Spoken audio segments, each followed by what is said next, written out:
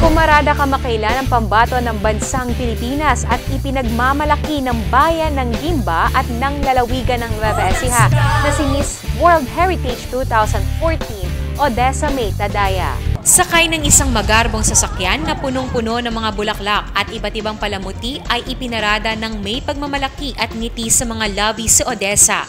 Nagsimula ang parada sa harap ng plaza ng Gimba kasama ang isang musikerong banda at kasama ang mga kaibigan, supporters at ilang mga kamag-anak nitong super proud sa kanya. Matapos ang parada ay nagkaroon ng pagkakataon ang mga tagahanga ni Odessa upang makapagpa-picture sa kanya sa harap ng munisipyo ng bayan ng Gimba. Lubos naman ang pasasalamat ni Odessa sa lahat ng mga tao, lalong-lalo na sa kanyang pamilya, na sumuporta at naniwala sa kanya sa pag-abot niya sa kanyang pangarap na maging isang beauty queen. Thank you talaga sa lahat ng pagsuporta niyo. Sa online voting, naging #1 tayo.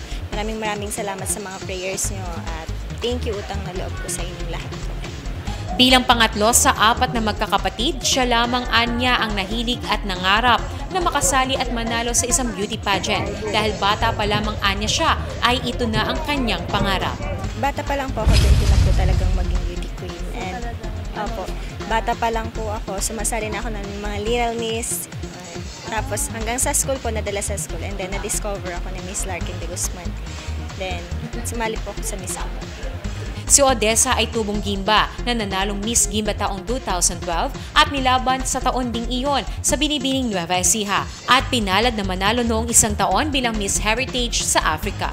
Sa edad na 19, patuloy ang pangarap ni Odessa sa pagiging beauty queen. Tatapusin muna niya ang kanyang pag-aaral sa kolehiyo at paglipas ng 3 o 4 na taon ay sasabak muli ito upang lumaban sa binibining Pilipinas. Siguro after mga 4 years or 3 years sa binibining Pilipinas naman.